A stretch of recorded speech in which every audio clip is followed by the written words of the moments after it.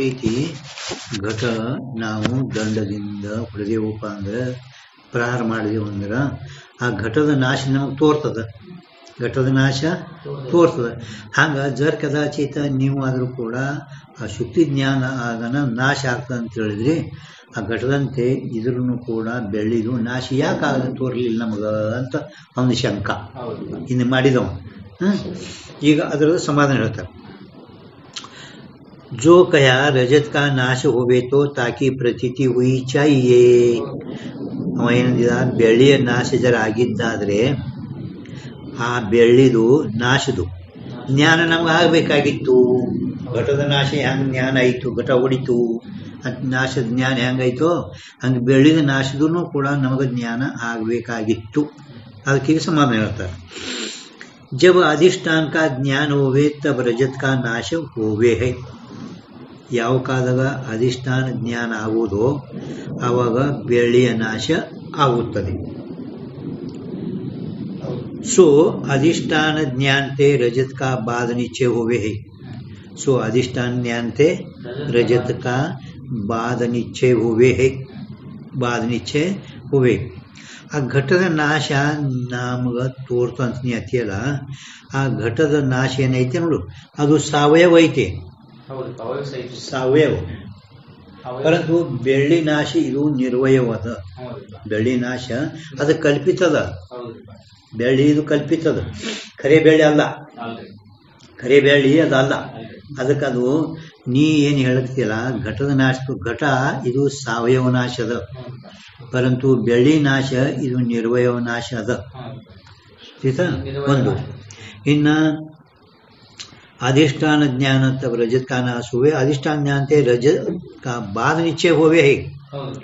अधिष्ठान ज्ञान ಆದ ಕೂಡಲೇ ಬೆಳ್ಳಿದು ಏನಾಗ್ತದಂದ್ರ बाद निश्चय ಆಗುತ್ತದೆ. शुक्ति में कालत्रय में रजत नहीं, इस निश्चय को बाद कहिए है. ಶುಕ್ತಿಯಲ್ಲಿ ಮೂರು ಕಾಲಗಳಲ್ಲಿ ಬೆಳ್ಳಿ ಇಲ್ಲ. ಹಿಂಗೇನು ನಿಶ್ಚಯ ಆಗ್ತದ ಜ್ಞಾನ, ಇದಕ್ಕೇನೆ ಬಾದ ಅನ್ಬೇಕು. ಇದಕ್ಕೆ ಏನ್ ಅನ್ಬೇಕು? ಬಾದ. ಅದಕ್ಕೆ ಬಾದ, ನಾಶ, ಲಯ. ಬಾದ ಅಂದ್ರೆ ಯಾವ ಪದಾರ್ಥದು ಮೂರು ಕಾಲಗಳಲ್ಲಿ ಅಭಾವ ಇರುವುದೋ ಅದರದ್ದು ಬಾದ ಹೇಳ್ಬೇಕು. ಯಾವ ಪದಾರ್ಥದು ಮೂರು ಕಾಲಗಳಲ್ಲಿ ಅಭಾವ, ಮೂರು ಕಾಲಗಳಲ್ಲಿ ಅಭಾವ. ಈಗ ಈ ಶುಕ್ತಿಯಲ್ಲಿ ತೋರುವ ಬೆಳ್ಳಿ ಆ ಬೆಳ್ಳಿ ತೋರೋಕ್ಕಿಂತ ಮೊದಲು ಬೆಳ್ಳಿ ಇಲ್ಲ, ಅದೇನಲ್ಲಿ ಇಲ್ಲ. ಇನ್ನು ಮಧ್ಯಕಾಲದಲ್ಲಿ ತೋರೆ ಅಂದ್ರೆ ವ್ಯಾವಹಾರಿಕ ಸತ್ತದಲ್ಲಿ ಇಲ್ಲದು ಇಲ್ಲ, ಅದೇನು ಇಲ್ಲ. ಯಾರ ತೋಳಕ್ ಹೋಗ್ಯಾರ, ತೋಣ ಬಂದಾರ ಮನಿ ಇಲ್ಲ. ನಂತರ ಯಾವಾಗ ನಮಗ ಇದು ಶುಕ್ತಿ ಅಂತ ಹಿಂಗ ಅಧಿಷ್ಠಾನ ಜ್ಞಾನ ಇತ್ತು ಅವಾಗೂ ಕೂಡ ಅದಿಲ್ಲ. ಇಲ್ಲ ಅಂದ್ರೆ ಮೂರು ಕಾಲಗಳಲ್ಲಿ ಯಾವ ಪದಾರ್ಥದು ಅಭಾವ ಇರುವುದೋ ಅಂಥ ಪದಾರ್ಥದು ಬಾಧ ಹೇಳಬೇಕು. ಇನ್ನು ಯಾವ ಪದಾರ್ಥದು ಎರಡು ಕಾಲಗಳಲ್ಲಿ ಅಭಾವ ಇರುವುದೋ ಅದರದ್ದು ನಾಶ ಹೇಳಬೇಕು. ಘಟ ಹುಟ್ಟುವುದಕ್ಕಿಂತ ಪೂರ್ವದಲ್ಲಿ ಇಲ್ಲ, ಒಡೆದ ನಂತರದಲ್ಲಿನೂ ಇಲ್ಲ, ಮಧ್ಯಕಾಲದಲ್ಲಿ ಅದರದ್ದು ನಾಶ ಹೇಳಬೇಕು. शुक्ति में कालत्रय में रजत नहीं, इस निश्चय को बाद कही. ऐसा निश्चय, निश्चय अंदर ज्ञान ನಾಶ ಪ್ರತೀತಿಗೆ ವಿರೋಧಿ ಹೈ. ಇಂಥ ಏನು ನಿಶ್ಚಯ ಅದ ಮೂರು ಕಾಲಗಳಲ್ಲಿ ಈ ಇಲ್ಲ, ಹಿಂಗೆ ನಿಶ್ಚಯ ಅದ. ಹಿಂಗ ನಿಶ್ಚಯ ಆ ನಾಶಕ್ಕೆ ಪ್ರತಿ ಅಂದ್ರೆ ವಿರೋಧ ಅದ. ಇಲ್ಲಿ ಮೂರು ಕಾಲಗಳಿಗಿಲ್ಲ, ಅದ್ರ ನಾಶ ಹೆಂಗಾಗ್ತದೇನು ತಿಳಿ. ನಾಶ ಆಗ್ಬೇಕಾಗಿದ್ರ ನಾಶ ಏನ್ ಮಾಡ್ತದ, ಪ್ರತಿಯೋಗಿನ ಅಪೇಕ್ಷೆ ಮಾಡ್ತದ.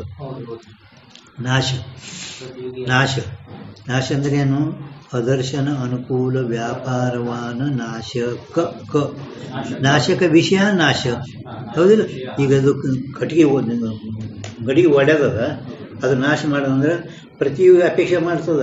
ಘಟ ಬೇಕು. ನಾಶ ತನ್ನ ಪ್ರತಿಯೋಗಿದು ಅಪೇಕ್ಷೆ ಮಾಡ್ತದ. ನಾಶ ಏನ್ ಮಾಡ್ತದ? ಪ್ರತಿಯೋಗಿನ ಅಪೇಕ್ಷೆ ಮಾಡ್ತದ. ಬರ್ಕೊಂತ ತೋರಿ. ಅದರ್ಶನ ಅನುಕೂಲ ವ್ಯಾಪಾರವಾನ ನಾಶಕ. ಅಟೇ ಬರೀ ನಾಶ प्रतियोगी अपेक्षा ಮಾಡುತ್ತದೆ. नाश प्रतियोगीची अपेक्षा करतो.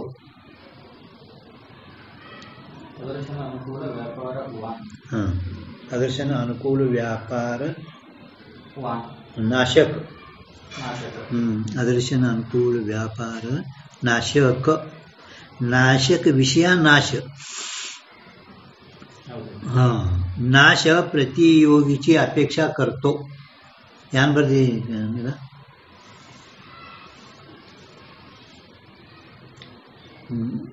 ಬರೆಯೋದು ಚಲೋ ಬರ್ತಿತ್ತಂದ್ರೆ ಬರೀತು ಬಾ ನೀನು ಅಂತ ಬರೀಲಿಕ್ಕೆ. ನಾಶ ಪ್ರತಿಯೋಗಿನ ಅಪೇಕ್ಷಾ ಮಾಡುತ್ತದೆ. ಕನ್ನಡ ನಾಶ ಪ್ರತಿಯೋಗೀची ಅಪೇಕ್ಷಾ करतो.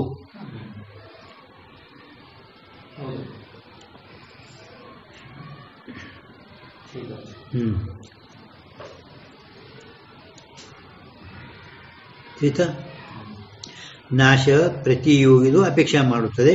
ಬಾಧ ಮಿಥ್ಯತ್ವದ ಅಪೇಕ್ಷೆ ಮಾಡುತ್ತದೆ. ಬಾಧ ಎದರ ಅಪೇಕ್ಷೆ ಮಾಡುತ್ತದೆ? ಮಿಥ್ಯತ್ವದ ಅಪೇಕ್ಷೆ ಮಾಡುತ್ತದೆ. ಬಾಧ ಮಿಥ್ಯತ್ವದ ಅಪೇಕ್ಷೆ ಮಾಡುತ್ತದೆ. ಬಾಧ ಮಿಥ್ಯತ್ವಾची ಅಪೇಕ್ಷಾ करतो.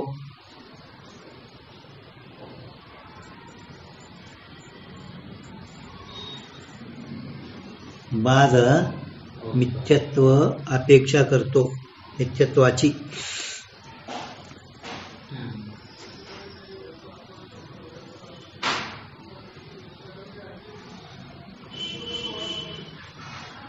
बरदी ऐसा निश्चय नाश प्रतीति का विरोधी है. इंಥ ಯಾನ ನಿಶ್ಚಯ ಜ್ಞಾನ ಅದ. ಏನ್ ಜ್ಞಾನ ನಮಗ?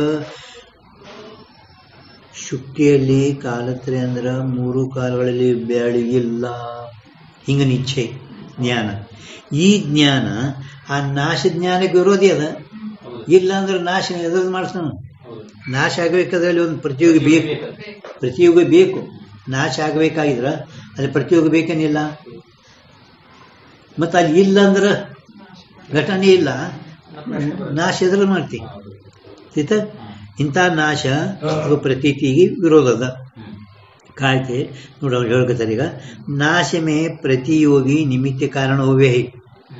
ನಾಶದಲ್ಲಿ ಆ ಪ್ರತಿಯೋಗಿನೇ ನಿಮಿತ್ತಿ ಕಾರಣ. ನಾಶದಲ್ಲಿ ಪ್ರತಿಯೋಗಿನೇ ನಿಮಿತ್ತಿ ಕಾರಣ. ಈ ಘಟದ ನಾಶಕ್ಕ ಘಟವೇ ನಿಮಿತ್ತಿ ಕಾರಣ. ನಿಮಿತ್ತಿ ಕಾರಣ. ಘಟದ ನಾಶಕ್ಕ ಘಟವೇ ನಿಮಿತ್ತ ಕಾರಣ. ಘಟದ ನಾಶ ಆಗ್ಲಿಕ್ಕ ಘಟನೆ ಕಾರಣ. ಇದು ಸಾಯ್ಲಿಕ್ಕ ಇದೇ ಕಾರಣ. ಸುಮ್ಮ ಅವ್ರು ಹೊಡೆದ್ರು ಇವ್ರು ಹೊಡೆದ್ರು ನಿಮಿತ್ತದ. ಇತ್ತಂದ್ರೆ ಸಾಯ್ತು, ಇಲ್ಲಂದ್ರೆ ಯಾರು ಸಾಯ್ತು? ಅದಿಲ್ಲ. ಇದಕ್ಕೆ ನಾಶಕ್ಕ ಶರೀರವೇ ಕಾರಣ, ನಿಮಿತ್ತ ಕಾರಣ. ಘಟದ ನಾಶಕ್ಕ ಘಟವೇ ನಿಮಿತ್ತಿ ಕಾರಣ. ಘಟದ ಜ್ಞಾನಕ್ಕೂ ಘಟವೇ ನಿಮಿತ್ತಿ ಕಾರಣ. ಘಟದ ಜ್ಞಾನಕ್ಕೆ ಘಟಕ ಮಿಟ್ಟಿ. ಘಟಕ ನಿಮಿತ್ತಿ ಕಾರಣ ಕುಂಬಾರ. ಘಟಕ ಬರೇ ಘಟಕ ನಿಮಿತ್ತಿ ಕಾರಣ ಕುಂಬಾರ. ಘಟ ಜ್ಞಾನಕ್ಕೆ ಘಟವೇ ನಿಮಿತ್ತಿ ಕಾರಣ. ವಸ್ತು ಇತ್ತಂದ್ರೆ ಜ್ಞಾನ ಆತ, ವಸ್ತುವಿನ ಜ್ಞಾನ ಆಗಲ್ಲ. ಹಂಗ ಘಟದ ನಾಶ ಆಗಬೇಕಾಗಿದ್ರೆ ಘಟವೇ ನಿಮಿತ್ತಿ ಕಾರಣ. नाश में प्रतियोगी निमित्त कारण होवे. बाद से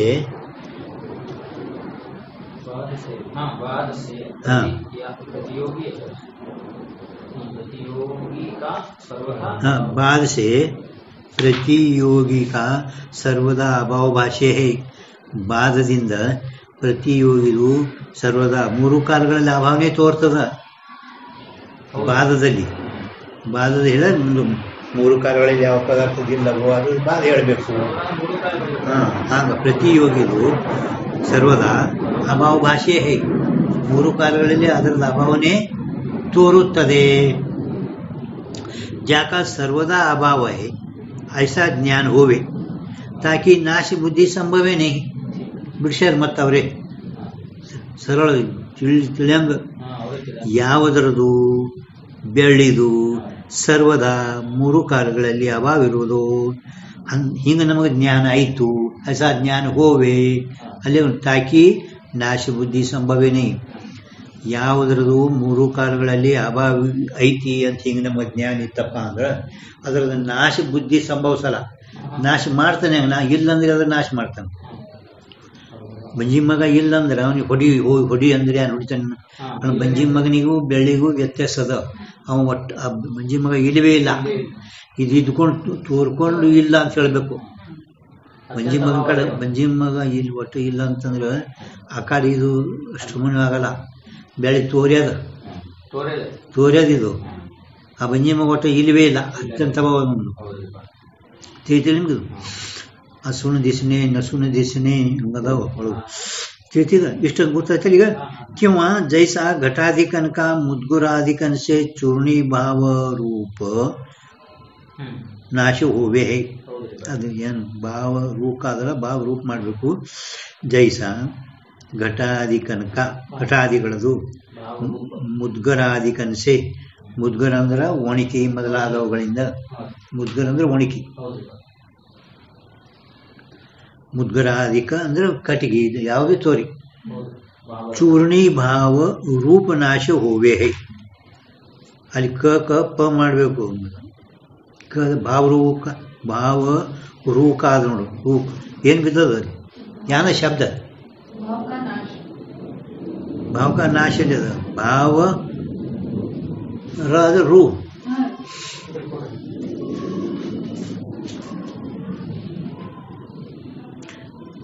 ಚೂರ್ಣಿ ಭಾವ ರೂ ಅದ. ಅವು ಅಕ್ಷರಗಳು ತಿಳಿಯೋದೇ ನನಗೆ. ಹಿಂದಿ ಅಕ್ಷರ ರೂ ಮುಂದೆ ಏನದು, ರೂ ಮುಂದೆ. ಮತ್ತೆ ಭಾವರೂಪ, ಭಾವರೂಪ ಅಂದ್ರೆ ಶಬ್ದ ಅರ್ಥ ಆಗಲ್ಲ. ಭಾವರೂಪ ನಾಶ ಹೋಗ್ಬೇಕು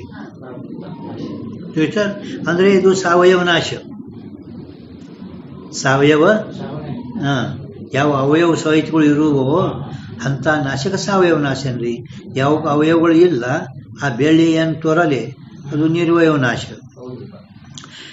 ನಿಮಗಿದು ನಾಶ. ತೈಸ ಕಲ್ಪಿತ का ಅಂದ್ರೆ ಕಲ್ಪಿತ ಪದಾರ್ಥ का ನಾಶ ಹೋವೇ ನಹಿ. ಯಾವ ರೀತಿ ಘಟಾದಿಗಳದು ಒಣಕಿ ಮೊದಲಾದವುಗಳನ್ನು ಒಡೆದೇವು ಅಂದ್ರೆ ಸಾವಯವ ನಾಶ ಆಗುತ್ತದೆ, ಹಂಗ ಕಲ್ಪಿತ ಪದಾರ್ಥಗಳ ನಾಶ ಆಗುವುದಿಲ್ಲ, ಸಾವಯವ ನಾಶ ಆಗುವುದಿಲ್ಲ.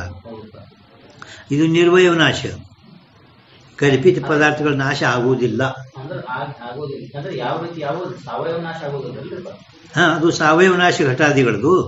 ಕಲ್ಪಿತದ ನಾಶ ಆಗುವುದಿಲ್ಲ ಅಂದ್ರೆ ಆತದ ನಿರ್ವಯವ ನಾಶ.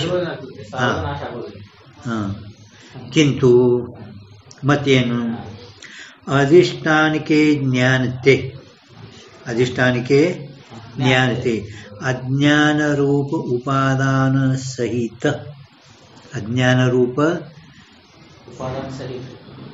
उपादान सहित कल्पित की निवृत्ति होवे है, कल्पित की निवृत्ति होवे है. तिथे ನಿಮಗೆ ಅಧಿಷ್ಠಾನ ಜ್ಞಾನ ಐತಪ್ಪ ಅಂದ್ರೆ ಆ ಅಜ್ಞಾನ ಅಂದ್ರೆ ಶುಕ್ತಿಯ ಅಜ್ಞಾನ. ಶುಕ್ತಿ ಬೆಳ್ಳಿ ಹಾಮ ಎಲ್ಲಿ ತೋರ್ಯದ ಅಂತ ಕೇಳಿದರೆ ಆ ಹಗ್ಗದಲ್ಲಿ ತೋರ್ಯದ ಅನ್ಬಾರ್ದು. ಹಗ್ಗದ ಅಜ್ಞಾನ ಒಳಗೆ ಹಾಮ ಬೆಳ್ಳಿ ತೋರ್ಯಾವ. ಅವಾಗ ಆ ಬೆಳ್ಳಿ ಉಪಾದಾನ ಕಾರಣ ಅಜ್ಞಾನ ಸಹಿತ ಕಲ್ಪಿತ ನಿವೃತ್ತಿ ಆಗುತ್ತದೆ.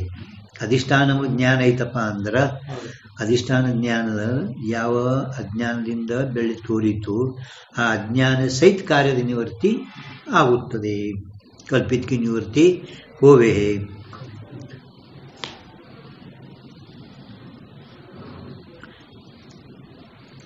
ಯಾಕಂದ್ರೆ ಕೆಲವುಗಳಲ್ಲಿ ಭ್ರಮದಿಂದ ಬ್ರಹ್ಮ ನಿವೃತ್ತಿನೂ ಆಗುತ್ತದೆ. ಮತ್ತು ಅದಕ್ಕೆ ಬ್ರಹ್ಮದಿಂದ ಕೇವಲ ಬ್ರಹ್ಮ ನಿವೃತ್ತಿ ಅಂದ್ರೆ ಲಯ ರೂಪ ನಿವೃತ್ತಿ. ಮತ್ತು ಅಧಿಷ್ಠಾನ ಜ್ಞಾನ ಯಾಕೆ, ಅಧಿಷ್ಠಾನ ಜ್ಞಾನ ಆದರನೇ ಕಾರ್ಯಸಹಿತ ಅಜ್ಞಾನ ನಿವೃತ್ತಿ ಆಗ, ಕಾರ್ಯಸಹಿತ ಅಜ್ಞಾನದ ನಿವೃತ್ತಿ ಆಗುತ್ತದೆ. कल्पित की निवृत्ति हुई और अधिष्ठान मात्र का अवशेष ही अज्ञान सहित कल्पित की निवृत्ति हुए.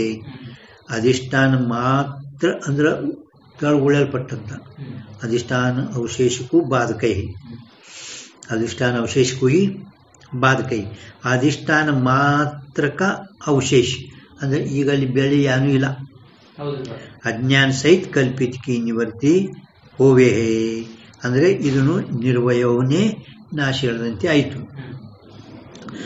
अधिष्ठान रजत का ಅದೇನು ಬರೋದಿರುತ್ತಲ್ಲ ಸುಮ್ಮ अधिष्ठान ಶುಕ್ತಿ ಅಂತಂದ್ರಲ್ಲ, रजत का ಒಂದು ಶಬ್ದ ಬರ್ಕೊಂಡ್ರೆ ಎದಕ್ಕೆ अधिष्ठान, रजत का अधिष्ठान ಶುಕ್ತಿ है. अवशेष ही अज्ञान सहित कल्पित की निवृत्ति होवे ಐತಲ್ಲ. अधिष्ठान मात्र का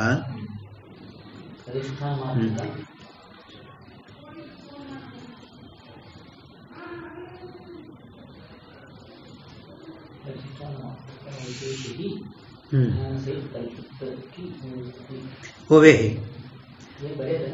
ಅಂದ್ರೆ ಅಧಿಷ್ಠಾನ ಶುಕ್ತಿ ಅಂತದಲ್ಲ, ರಜತ್ का अधिष्ठान ಶುಕ್ತಿ है ಹೋವೇ है ಮುಂದ ಸೋ ಅದಲ್ಲ, ಮುಂದೇನದ ಸೋ ಅದಲ್ಲ, ಸೋ ಇರಲಿಕ್ಕ ಅದ್ರ ಮುಂದೆ ಒಂದು ಸಣ್ಣ ಅಕ್ಷರಲಿ ರಜತ್ का अधिष्ठान ಶುಕ್ತಿ है, बड़े रजत का अधिष्ठान शुक्ति है, ताका अवशेष अशुक्ति का अवशेष, ताका शुक्ति का अवशेष रूप रजत का नाश अनुभव सिद्ध है, रजत का नाश अनुभव सिद्ध. ಈಗೇನದ ಬೆಳ್ಳಿ ಅದನ್ನು ಕಾಣಿಸೋದನ್ನು ಇಲ್ಲ, ಬೆಳ್ಳಿ ಇಲ್ಲ, ಮತ್ತು ಈ ತೆಳಗೆ ಏನು ಉಳಿದದ ಬರೇ ಶುಕ್ತಿ, ಕಪ್ಪಿ ಚಿಪ್ಪಿ, ಹಗ್ಗ, ಬರೇ ಒಂದೇ ಹಗ್ಗ ಅಷ್ಟೇನೆ ಉಳ್ದೈತಿ. ಅದಕ್ಕೆ ಇದು ಅಧಿಷ್ಠಾನ ಅವಶೇಷಕ್ಕೂ ಬಾಧಕೆ ಕೇವಲ. हाँ, ताक अवशेष रजत का नाश अनुभव सिद्ध है.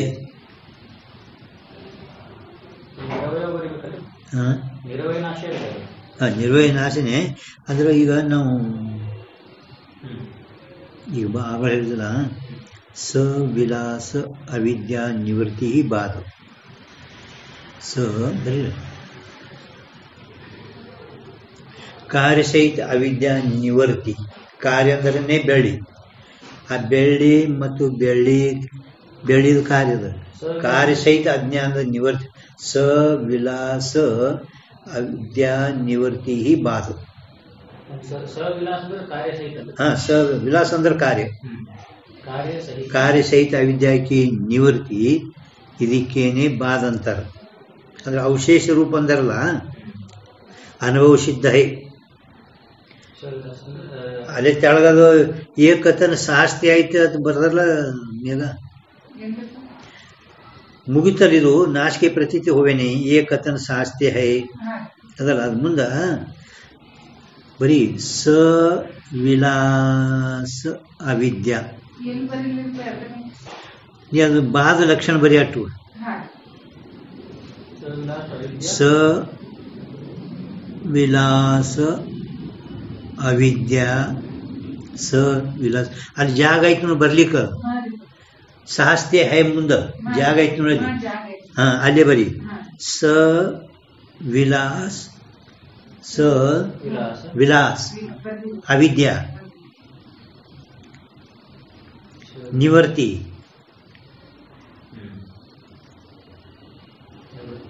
ಬಾಧ. ಅಂದ್ರೆ ಕಾರ್ಯಸಹಿತ ಅವಿದ್ಯಾ ನಿವೃತ್ತಿಗೇನೆ ಬಾಧ ಅನ್ರಿ.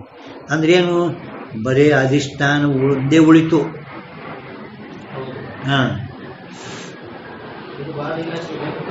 ಹಾ, ಈ ತೆಳಗಿಂದಕ್ಕ ಹಾ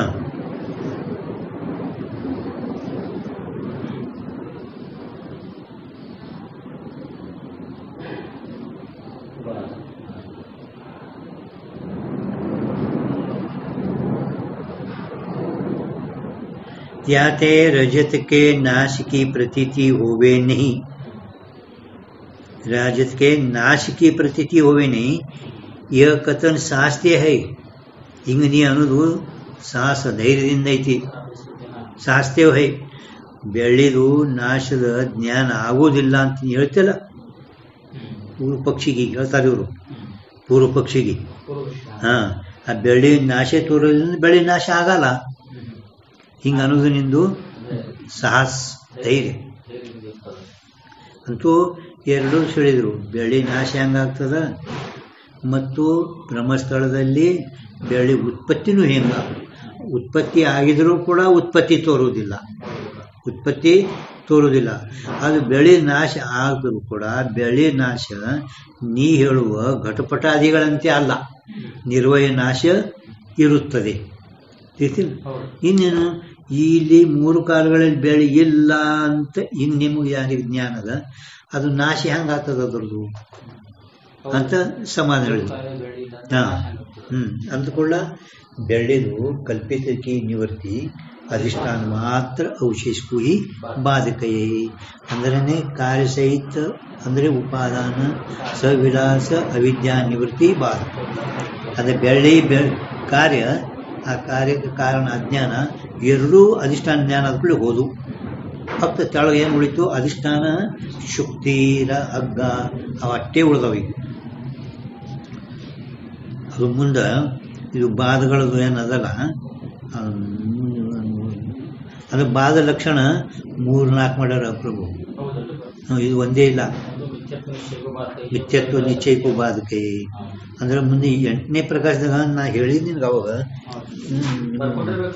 ಎಲ್ಲರೆ ನಾನು ಬರ್ದಿನು ಕರಿ ಈಗ ಅದು ಸಿಗಲ್ಲ.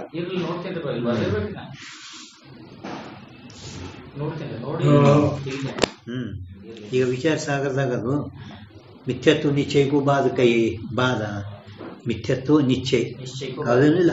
ಅವ್ರೇನಂತಾರ ಈಗ ಅಜ್ಞಾನಿ ಮಂದಿಗೂ ಕೂಡ ಅಜ್ಞಾನಿ ಮಂದಿಗೆ ಇದೆಲ್ಲ ಒಂದಿನ ಬಿಟ್ಟು ಹೋಗೋದು ನೋಡು, ಬಿಟ್ಟು ಹೋಗೋದಿಲ್ಲ ನನ್ಗೆ ಒಯ್ತಿರಿ ಸುಳ್ಳದ್ರಿ ಎಲ್ಲ ಸುಳ್ಳು ಸುಳ್ಳು ಸುಳ್ಳು ಸುಳ್ಳು ಅಂತಾರೇನಿಲ್ಲ. ಸುಳ್ಳು ಅಂದ್ರೆ ಮತ್ತೆ ಮನೆಗೆ ಹೋಗ್ತಾರೆ, ನಮ್ಮ ಕೆಲಸ ಸುಳ್ಳು ಅಂದ್ ಹೇಳ್ತಾರೆ ಒಂದಿನ ಬಿಟ್ಟು ಹೋಗೋದಂತ ಹೇಳಿ. ಆದ್ರೂ ಕೂಡ ಸುಳ್ಳಿದ್ರು ಮತ್ತೆ ಯಾಕೆ ಕೂತೀರಿ ಮನೆಗೆ ಅಂದ್ರೆ ಸಂಸಾರ.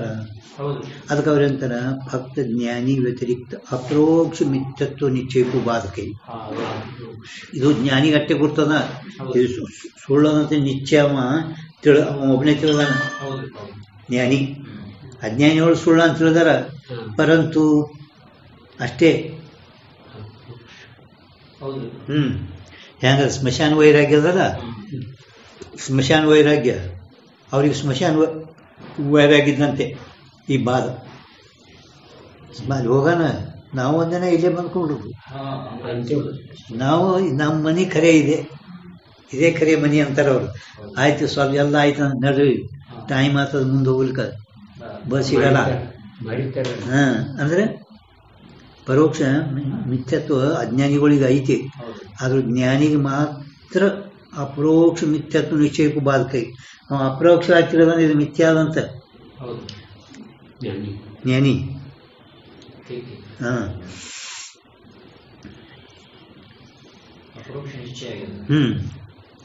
ಇನ್ನ ಅಧಿಷ್ಠಾನ ಅವಶೇಷಕ್ಕೂ ಬಾಧಕ್ಕಿಂತ ಮೊದಲೊಂದು ಅದ.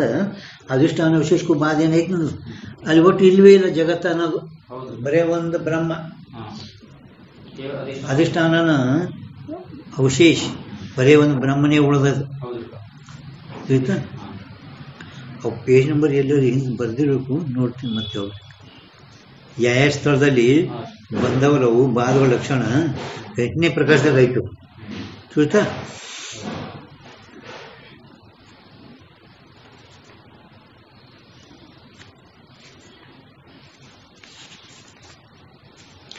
ನೋಡಿ 4ನೇ ಶಂಕ.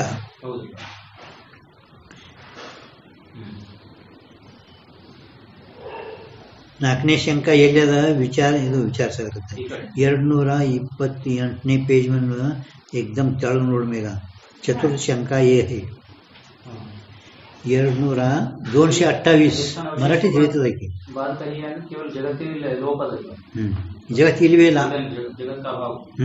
अधिष्ठान ಒಂದೇ ಉಳಿತು, ಅವಶೇಷ म्हणजे ಖಾಲಿ ರಾಣೆ ಉಳಿದಿರುವುದು, ಉಳಿದ ಒಂದು ಬ್ರಹ್ಮನೆ ಇಲ್ವೇ ಇಲ್ಲ.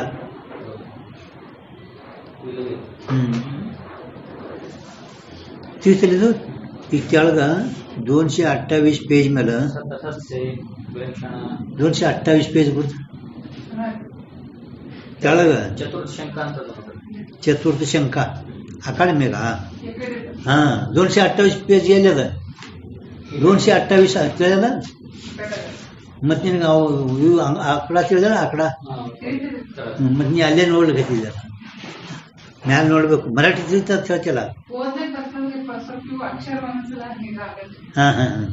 ನೋಡು ತೆಳಗ ನೋಡು, ಚತುರ್ಥ ಶಂಕ ಏ ಹೈ ತೆಳಗ ಏಕದಮ್ ತೆಳಗ ನೋಡು, ದೊಡ್ಡ ಅಕ್ಷರ ಚತುರ್ಥ ಶಂಕ ಹೌದಿಲ್ಲ. ಅಲ್ಲಿ ವಿಚಾರ ಸಾಗರ ಟಿಪ್ಪಣಿ 166 ಹೋಗ್ಯದ ಇದು. 166 ಇದು ಶಂಕ. ಮಾಡ್ಯಾರ ಪಂಡಿತ್ ವಿತಾಮ್ಜಿ. ಅಲ್ಲಿ ಈ ಶಂಕನಿ ಸೇಮಲ್ಲಿ ಇಟ್ಟಾರ 166 ಟಿಪ್ಪಣಿ ಬರೀ ಅಲ್ಲಿ ಇದು 166 ಅಂದ್ರೆ ವಿಚಾರ ಸಾಗರದಾಗ ಇದು ಸೇಮ್ ಇದು ಅಲ್ಲಿ ಪಂಡಿತ್ ಪಿತಾಂಬಿ ಅವರು ಅಲ್ಲಿ ಇಟ್ಟಾರ ಪ್ರಭು ಇದೆ ಶಂಕರ್ ಮಾಡ್ಯಾರ.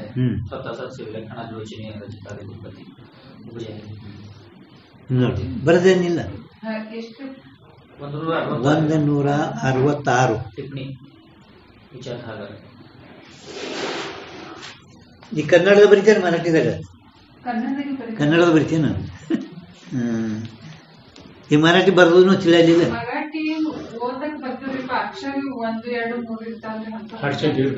ಅದೇ ಅಲ್ಲ ಹಿಂಗ ಬರೆದ್ರೆ ಅದು ನಮ್ಗೆ ಏನ್ ಬರ್ದಿದೆಯಲ್ಲ ಹಿಂಗ್ ಬರೆದ್ರು ನಿಂಗೆ ತಿಳಿಯಲ್ಲ. ಅಲ್ಲ ನಾವು ಬರ್ಬೋದು ಶಬ್ದ ಅರ್ಥ ತಿಳಿತದ. ಈಗ ನೋಡು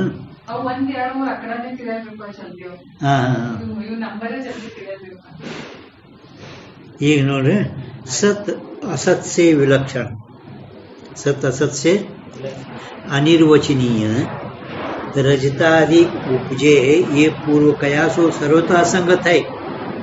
ನೀವು ಹಿಂದೆ ಸತ್ ಅಸತ್ಕ ವಿಲಕ್ಷಣ ಅನಿರ್ವಚನೀಯ ಯಾನೆ ಬೆಳ್ಳಿ ಎಲ್ಲ ತೋರಿ ಮೊದಲಾದವುಗಳು ಇವು ಹುಟ್ಟುತ್ತವೆ ಅಂತ ಹಿಂಗೆ ಪೂರ್ವೇನು ಹೇಳಿದ್ರಲ್ಲ ಹಿಂದಿನ ಪೇಜ್ ಮೇಲೆ, ಅದು ಸರ್ವತಾ ಅಸಂಗತ ಹೈ. ಕಾಯ್ತೆ सत से विलक्षण असत होवे है. सत्यक्किंत विलक्षण ಯಾವುದು असत. असत से विलक्षण सत होवे है. असतक्किंत विलक्षण ಯಾವುದು सत. परंतु यहाँ सत से विलक्षणता तो है परंतु असत नहीं. सत्यक्किंत विलक्षण ಅದ पण ಅದು असत ಅಲ್ಲ. ಏಕತನ ವಿರುದ್ಧ ಅದು ಅಸತ್ ಅಲ್ಲ. ಸತ್ಯಕ್ಕಿಂತ ವಿಲಕ್ಷಣ ಅದ ಪರಂತು ಅದು ಅಸತ್ ಅಲ್ಲ ಅಂತೀರಿ. ಇದು ಹೇಳೋದು ವಿರುದ್ಧ ಅದ. असत से विलक्षण है और परंतु सत नहीं. असत्किंತ विलक्षण ಐತಿ परंतु ಅದು ಸತ್ ಅಲ್ಲ ಅಂತೀರಿ. ಅದು सत ಅಲ್ಲ ಅಂತೀರಿ.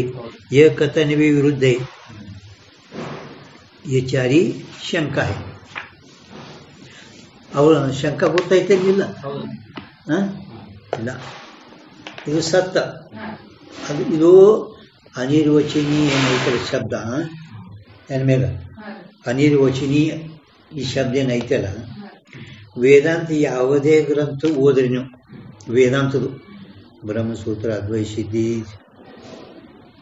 ಪಂಚದಶಿ ಯಾವುದೇ ವೇದಾಂತ ಗ್ರಂಥ ಒಳಗ ಈ ಜಗತ್ತಿನ ಸುಳ್ಳ ಮಿಥ್ಯ ಅಂತ ಹೇಳ್ಬೇಕಾಗಿದ್ರೆ ಅನಿರ್ವಚನೀಯ ಶಬ್ದ ಬರ್ತೈತಿನಿ. ಅನಿರ್ವಚನೀಯ ಹೈ ಇದಕ್ಕಿಂತ ಬೇರೆ ಏನು ಬರೆಯಲ್ಲ ಅವರು. पण ನಾವು ಈ ಅನಿರ್ವಚನೀಯ ಏನೈತಲ್ಲ ಇದಕ್ಕೆ ठराविक ಅಂದರೆ ಪಾರಿಭಾಷಿಕ ಅರ್ಥ ಎಲ್ಲ ಗ್ರಂಥಗಳದಾಗ ಒಂದೇ ಹೇಳಬೇಕು ಇಲ್ಲ. ಅದಕ್ಕೆ ಸತ್ ಅಸತ್ ಎರಡೂರಕ್ಕಿಂತಲೂ ವಿಲಕ್ಷಣ. ಸತ್ನೂ ಅಲ್ಲ ಅಸತ್ನೂ ಅಲ್ಲ, ಎರಡೂರಕ್ಕಿಂತಲೂ ವಿಲಕ್ಷಣ. ಪರಂತು ಅವೇನು ಸತ್ಕಿಂತ ವಿಲಕ್ಷಣ ಅಂದ್ರೆ ಅದು ಅಸತ್ ಅಲ್ಲ ಅಂತೀರಿ, ಅಸತ್ ಅಲ್ಲ ಅಂತೀರಿ. ಅಸತ್ಕಿಂತ ವಿಲಕ್ಷಣ ಅಂದ್ರೆ ಸತ್ ಅಲ್ಲ ಅಂತೀರಿ. ಇದು ವಿರುದ್ಧ ಆಗ್ಬಿಡ್ತದೆ ನಿಮ್ದು. ಅಂದ್ರೆ ಅವ್ರು ಹೇಳಿದ್ರು ಇದು ಏನು ಸತ್ತದಲ್ಲ ಸತ್ತ, ಈ ಸತ್ತದಕ್ಕಿಂತ ವಿಲಕ್ಷಣ ಅಂದ್ರೆ ಏನ್ ಮಾಡು. ಸತ್ ಅಂದ್ರೆ ಮೊದಲು ನಿನ್ಗೆ ಗುರ್ತಿಲ್ಲ. ಎದಕ್ಕತ್ತಾರೆ ಅಂದ್ರೆ ಅವ್ರು ಹೇಳಿದ್ರು ಮೂರು ಕಾಲಗಳಲ್ಲಿ ಯಾವುದು ಬಾಧ ಆಗುವುದಿಲ್ಲವೋ ಅದಕ್ಕೆ ಸತ್ ಅನ್ಬೇಕು. ತ್ರಿಕಾಲ ಬದುಕು ಸತ್ಕಯೇ, ಇದು ನಿನಗೆ ಗುರುತಿಲ್ಲ, ಅದಕ್ಕೆ ಅಸತ್ಕೆ ಯಾಕೆ ಅಲ್ಲಗತ್ತೀರಿ ನೀ ಕೇಳಗತ್ತಿದ್ ಕರೆ. ನಿನ್ಗ ಸತ್ ಮೊದಲು ಸತ್ ಏನಂತೇವಲ್ಲ ನಾವು, ಸತ್ ಅಂದ್ರ ಅದ್ರ ಪಾರಿಭಾಷಿಕ ಅರ್ಥ ಏನು, ತ್ರಿಕಾಲ ಅಬಾಧಿಕು ಸತ್ಕಹಿ. ಇದು ಅದಲ್ಲ, ಇದಕ್ಕಿಂತ ವಿಲಕ್ಷಣ. ಈ ಸತ್ತದಕ್ಕಿಂತ ಸತ್ತದ ವಿಲಕ್ಷಣ ಅಂದ್ರ ಅಸತ್ ಅಲ್ಲತ್ತೀರಿ. ಅದೇ ಹಂಗಲ್ಲ, ಸ್ತ್ರೀಕ್ಕಿಂತ ವಿಲಕ್ಷಣ ಪುರುಷ ಅಲ್ಲ ಅಂತೀರಿ ಅಲ್ಲಿ ನೀವು. ಇದು ವಿರುದ್ಧ ಆಗಲ್ಲ, ಅವನ್ ಶಂಕಾದಿಲ್ಲ. ಅದಕ್ಕೆ ಇವ್ರೇನಂದ್ರು ಮೊದಲು ಸತ್ಯ ಅದಕ್ಕಂತೀರಿ. ಮೂರು ಕಾಲಗಳಲ್ಲಿ ಯಾವುದು ಬಾಧ ಆಗುದಿಲ್ಲ, ತ್ರಿಕಾಲ ಅದಕ್ಕೂ ಸತ್ ಕೈ. ಇದು ಸತ್ಯದ ವ್ಯಾಖ್ಯಾ ಟರಾವಿಕ. ಇದಕ್ಕಿಂತ ವಿಲಕ್ಷಣ ಅಂದ್ರೆ ಏನು, ಇದು ಮೂರು ಕಾಲಗಳಲ್ಲಿ ಬಾಧ ಆಗುವುದಿಲ್ಲ. ಕಿಂತು ಯಾವುದು ಜ್ಞಾನದಿಂದ ಬಾಧ ಆಗುವುದು, ಬಾಧ ಯಾವುದು ಆಗ್ತೈತೆ ಅದು. ಇದು ಬಾಧ ಆಗುವುದಿಲ್ಲ. ಇದಕ್ಕಿಂತ ವಿಲಕ್ಷಣ ಅಂದ್ರೇನು? ಬಾಧ ಆಗುವುದು ಅಂತ ಅರ್ಥ ಮಾಡು. ಆ ಸತ್ ಕಡೆ ಬರಬೇಡ. ಸತ್ ಅಂದ್ರೆ ಮೂರು ಕಾಲಗಳಲ್ಲಿ ಯಾವುದು ಬಾಧ ಆಗುವುದಿಲ್ಲವೋ ಅದು. ಇದಕ್ಕಿಂತ ವಿಲಕ್ಷಣ ಅಂದ್ರೆ ಬಾಧ ಆಗುವುದು, ಜ್ಞಾನದಿಂದ ಬಾಧ ಆಗುವುದು. ಇನ್ನು ಅಸತ್ ಅಂದ್ರೆ, ಅಸತ್ಕಿಂತ ವಿಲಕ್ಷಣ ಅಂದ್ರೆ ಅದು ಸತ್ ಅಲ್ಲ ಅಂತೀರಿ. ಅಸತ್ಕಿಂತ ವಿಲಕ್ಷಣ ಅಂದ್ರೆ ಅದು ಸತ್ ಅಲ್ಲ ಅಂತೀರಿ ಅಲ್ಲ. ಬರ್ತ ಅಸತ್ ಅಂದ್ರೆ ನೀ ಈ ಕೈ ಸತ್ ಕಡೆ ಬರಬೇಡ. ಅಸತ್ ಅಂದ್ರೆ ಮೊದಲ ಅದ್ರದ್ದು ಅರ್ಥ ಮಾಡ್ಕೋ.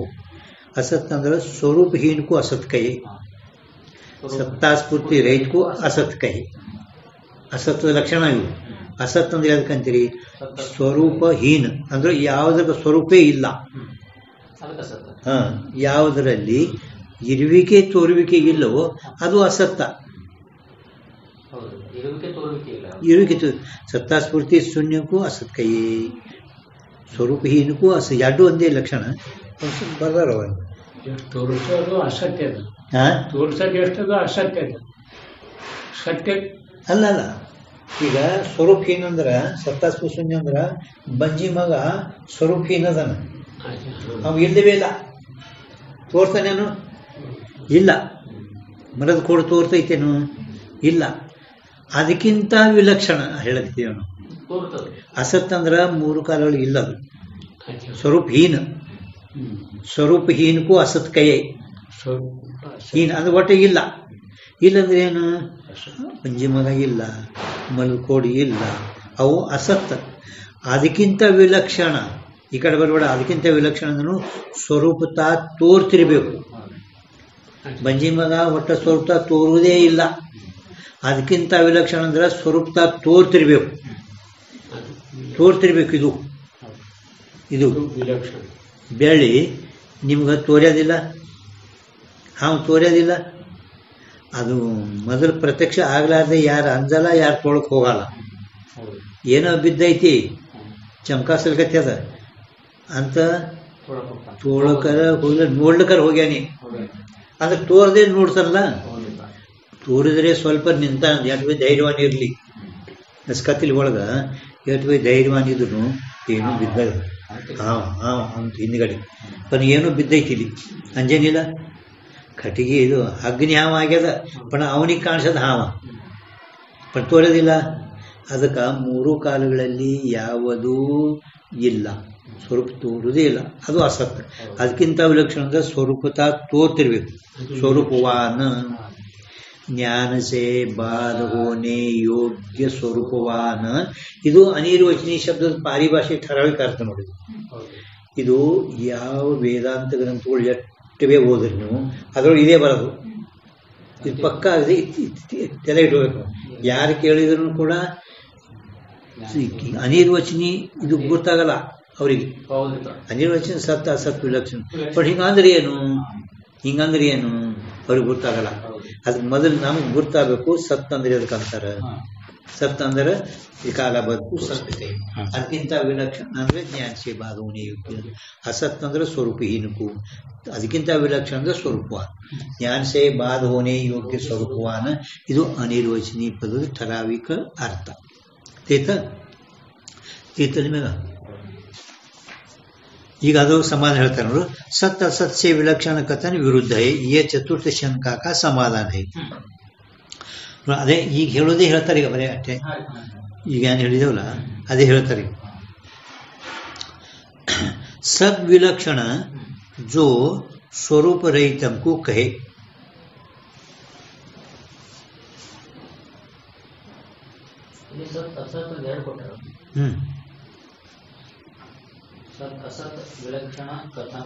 ವಿರುದ್ಧ ಹಿಂದೆ ಹೇಳಿದ ಯಾ ಚತುರ್ಥ ಶಂಕಾಕಾಯ ಸಮಾಧಾನ ಅಂತ.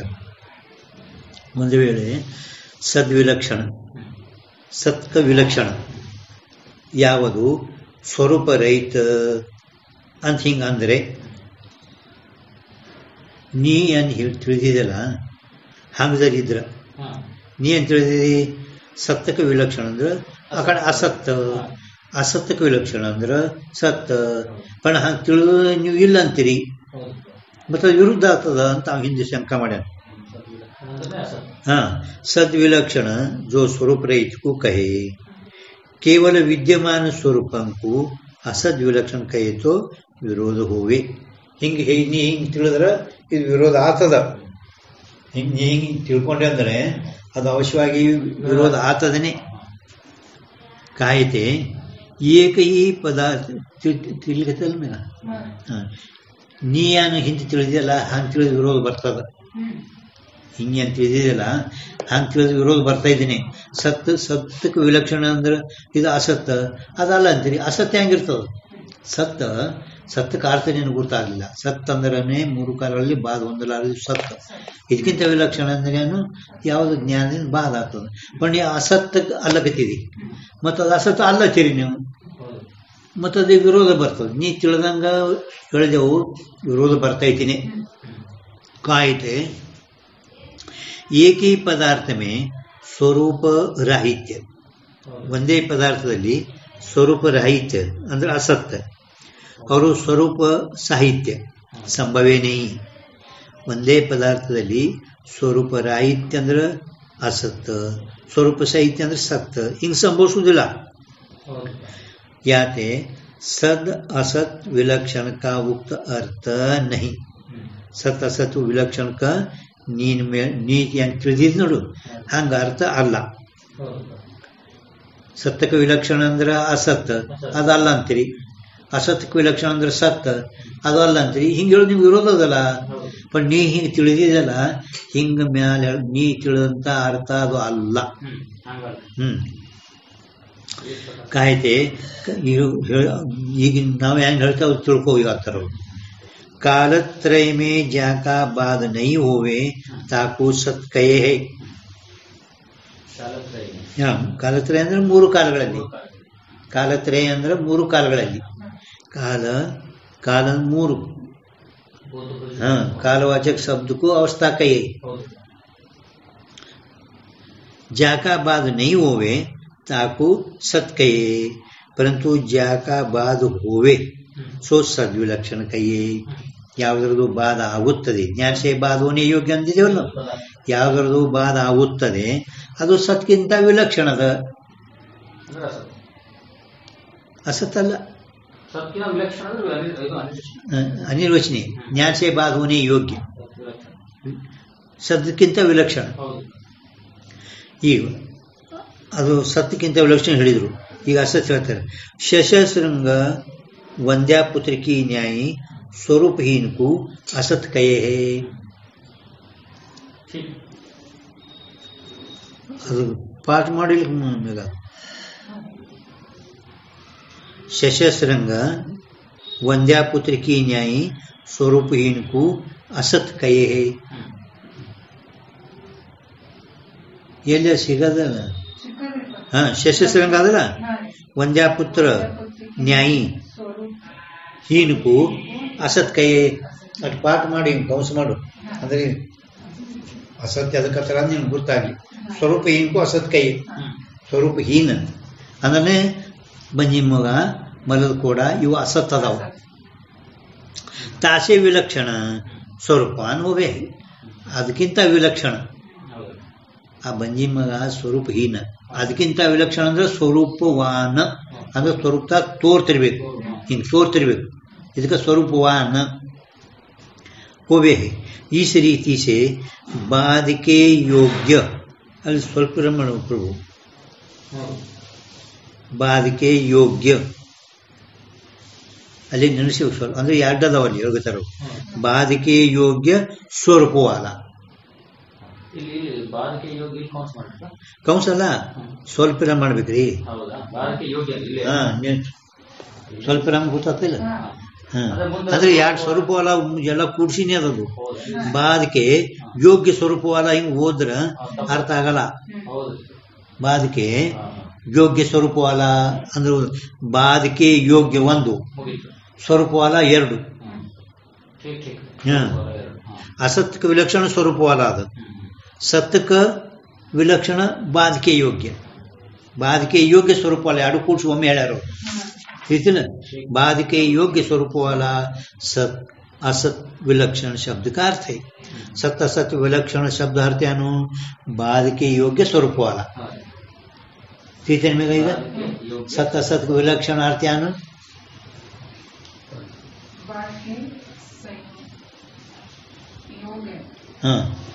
योगी स्वरूप वाला अटे सत असत विलक्षण सत असत से विलक्षण अंदरे अनिर्वचनीय ठराविक शब्द सत असत से विलक्षण को अनिर्वचनीय कहे सत असत किंತ विलक्षण क्या अन्री अनिर्वचनीय अन्री ಈ अनिर्वचनीयु सत असत विलक्षण पारिभाषिक अर्थ यानु बाद के योग्य स्वरूप वाला बाद के योग्य स्वरूप वाला ಇದು अर्थ योग्य स्वरूप वाला शब्द का अर्थ है। तामे भी सद विलक्षण शब्द का बाद योग्य अर्थ है और स्वरूप वाला असद विलक्षण शब्द का अर्थ है। ಅದು ಎರಡರೂ ಬಿಡಿಸಿದ್ರು ಇದರಲ್ಲಿ ಕೂಡಿಸಿ ಹೇಳ್ಯಾರ ಅವರು बाद के योग्य स्वरूप वाला सद असत विलक्षण शब्द का अर्थ है। ಇದರಲ್ಲಿ सत्य विलक्षण शब्दದು बाद योग्य अर्थ सद विलक्षण फक्त हाँ सद विलक्षण शब्द का बाद योग्य अर्थ ಮಾಡ್ರಿ हाँ ಅದೇ 166 हाँ ಉತ್ತರನೂ ಅದ ಟಿಪ್ಪಣಿ ಒಳಗ ಸಮಾಧಾನ ಕೊಟ್ಟರು ಅವರು ಸಂಪೂರ್ಣ ಶಂಕಾ ಸಮಾಧಾನ ಎಲ್ಲ ಟಿಪ್ಪಣಿ ಒಳಗು 166 ಅದಾಗ ಸದ್ವಿಲಕ್ಷಣ ಶಬ್ದದು बाद योग्य अर्थ ಮಾಡ್ರಿ स्वरूप वाला ಇದು असत विलक्षण शब्दದು अर्थ हाँ शब्द का अर्थ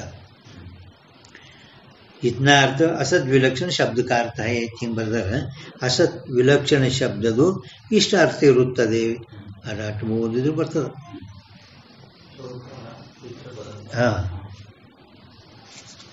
ಇದೀಗ ಮುಗಿತು ಇನ್ನು ಅಧ್ಯಾಸದ ಲಕ್ಷಣ ನಾಳೆ ಇನ್ನು ಅನುವಾದ ಮಾಡ್ತಾರೆ ಹಿಂದೆ ಹೇಳಿದವಲ್ಲ